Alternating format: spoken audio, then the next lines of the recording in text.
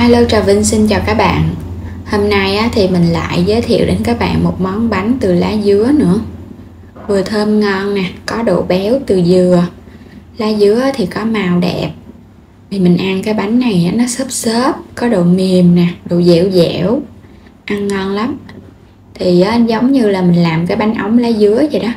Mà làm kiểu này thì hỏi cần các bạn dùng đến khuôn bánh ống luôn, mà cũng có bánh ngon để thưởng thức. Trước hết thì mình sẽ dùng ở đây một nắm lá dứa. Các bạn sẽ xay ra nha, cho nước vô mình xay rồi một chút nữa mình sẽ lườn ra. Nước lá dứa này mình chỉ dùng 150ml thôi, thì khoảng 10 cọng lá dứa các bạn xay ra. Đây thì mình để tủ lạnh á. Mình dùng là 50g bột nếp. Nếu mà lườn bằng muỗng thì các bạn lườn vậy nè, cái muỗng lưng lưng là khoảng 5 muỗng canh nha, là 50g. Mình có tiếp là 170g bột gạo, 70g đường là khoảng 4 muỗng canh, chút xíu muối. Rồi mình sẽ cho bột vô. Thì cái cách đo lường mình sẽ để chi tiết ở phần mô tả. Các bạn có thể vào phần mô tả để xem. Thêm chút muối cho bánh đậm đà hơn. Rồi mình sẽ cho đường vô luôn nha. Bánh thì nó phải ngọt ngọt, ăn nó mới ngon. Trộn sơ cái. Thì phần bột gạo sẽ giúp cho bánh nó có độ xốp. Rồi mình pha thêm bột nếp là giúp cho cái bánh nó dẻo mềm, để nguội nó không có bị cứng á. Nước lá dứa thì các bạn sẽ cho vô từ từ thôi. Ở đây mình dùng 150ml với cái lượng bột này, nhưng mà còn tùy thuộc vào độ hút nước của bột nữa, nên mình cho vô từ từ. Cho vô các bạn trộn vậy nè. Thì bột của mình nó sẽ đều nước. Mình trộn sơ cái. Rồi một chút nữa mình sẽ dùng tay mình bóp cái phần bột ra để cho bột nó tơi ra.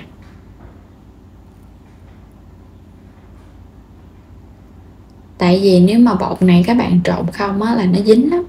Mình phải bóp bằng tay. Có thể rửa tay cho sạch hoặc là mang bao tay. Rồi chà cái phần bột vậy nè, để cho những cái bột mà nó đóng thành cục nó sẽ tan ra và nó mịn á. Bánh này thì nó không có gì khó hết trơn. Chỉ là các bạn trộn bột phải cho nó tơi xốp, nó đừng có nhão quá là được. Nếu mà nó có khô quá thì bánh nó sẽ hơi cứng ha. Còn nếu mà nó nhão quá thì bánh không ngon, nó không có độ xốp á. Nên mình cho vô từ từ, trộn lên. Cái màu lá dứa nguyên chất thì khi mà mình cho vào trong bột nó sẽ có cái màu nhạt nhạt chứ không có quá đậm. Còn nếu mà các bạn thích đậm hơn nữa thì cho vào vài giọt màu thực phẩm nha. Đây phần bột mình đã làm cho nó tơi ra nè. Phần bột mình bóp vào mình thấy nó có độ kết dính là được. Sẽ rây nó lại để cho nó mịn hơn. Nếu mà không rây một chút nữa mình cho vô bột nó sẽ lợn cợn ốc trâu bánh nó không có mịn đâu. Cái bánh này cũng giống như là bánh rây hoặc là bánh ống lá dứa của Trà Vinh vậy đó. Làm dễ lắm. Thì mình có rất là nhiều video chia sẻ cái bánh ống lá dứa rồi. Nhưng mà làm bằng khuôn cũng có và không khuôn cũng có nữa. Mình rây ra cho nó mịn vậy nè. Các bạn nếu mà thích xem thêm thì bấm vào trong kênh của mình để tìm kiếm nha. Trong danh sách phát mình để chi tiết lắm. Thì phần bột có lá dứa nó thơm nữa. Đây là phần bột mình đã làm xong rồi nè, mình rây ra cho nó mịn rồi. Các bạn đừng có làm cho nó nhão quá nha, mình chỉ cần bóp tay lại mà mình thấy nó có độ kết dính là được. Chứ đừng có cho nó nhão quá không ngon đâu. Và đây là dừa rám nè, mình nạo ra. Thì phần dừa này các bạn hấp nóng lên 5 phút nha, để cho nó chín. Khi mà mình trộn vào trong bột mình để bánh nó không có bị hôi. Và mình hấp lên phần dừa của mình nó cũng dịu lại nữa, nó không có bị xốp quá. Mình dùng đây những cái khuôn silicon chịu nhiệt nè. Các bạn có khuôn nào thì dùng khuôn đó. Khuôn này thì nó không có dính. Và mình sẽ cho ở bên dưới là một lớp dừa. Dừa rám thì ăn ngon hơn nha, tại vì nó không có bị sạm. Còn nếu các bạn làm dừa khô thì nó hơi sạm chút. Công thức bánh ống lá dứa thì sẽ cho trực tiếp dừa vào trong bột luôn. Còn bánh này thì mình sẽ cho dừa riêng. Mình sẽ múc một lớp bột thật là tơi xốp mình cho lên trên. không có được đều quá ha. Đều quá một chút cái bánh nó bị dẻ, ăn nó không ngon đâu. Mình để cho nó xốp và cho nó dung lên trên luôn, tại vì chút mình hấp nó còn xẹp xuống nữa. Vậy là xong rồi nè. Xong rồi thì mình sẽ chất vô trong cái nồi luôn ha. Làm cái khuôn nào thì các bạn chất vô luôn, để chút mình đem đi hấp luôn, để ra ngoài sợ họ nó bị rớt bột á. Mình làm xong rồi nè. Rồi bắt sẵn nồi nước sôi đi, rồi cái mình hấp dễ tính thời gian.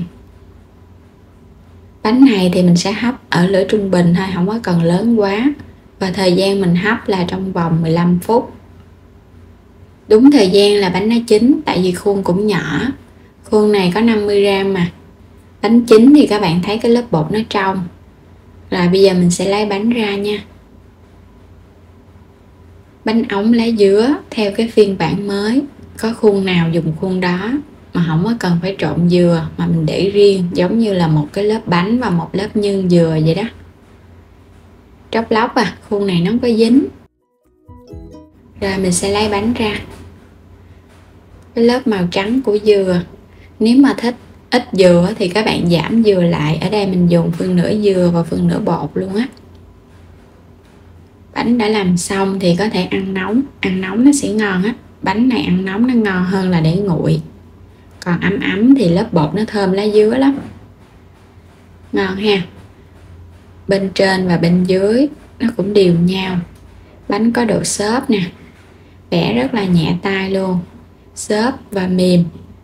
Có pha thêm bột nếp thì nó dẻo dẻo, khi để nguội bánh không bị cứng. Còn nếu các bạn dùng hoàn toàn bằng bột gạo thì để nguội nó sẽ hơi khô. Rồi bây giờ mời các bạn mình cùng thưởng thức nha. Món bánh lá dứa hấp vừa ngon mà vừa dễ nữa nè. Mình cho đường cũng ngọt vừa luôn á. Ăn dừa nó béo béo nữa. Bột thì nó xốp, và đặc biệt thơm cái mùi lá dứa thoảng thoảng á. Ăn ngon lắm, thơm thơm nè. Thì mình thấy độ ngọt vậy là vừa. Nếu các bạn thích ngọt nhiều hay ngọt ít thì có thể gia giảm cái lượng đường. Làm trong cái khuôn vậy nhìn nó cũng đẹp ha.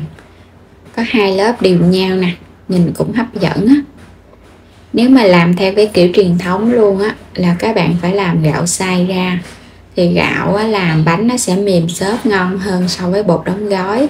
Nhưng mà mình làm ăn nhà thì xay gạo cũng mất công ha, cho nên là các bạn dùng cái bột đóng gói luôn làm cho nó tiện. Và đến đây thì cảm ơn các bạn đã theo dõi hết video của mình. Vui lòng đăng ký kênh để nhận những video mỗi ngày, xem kênh ủng hộ mình nha. Xin chào, hẹn gặp lại các bạn ở video tiếp theo.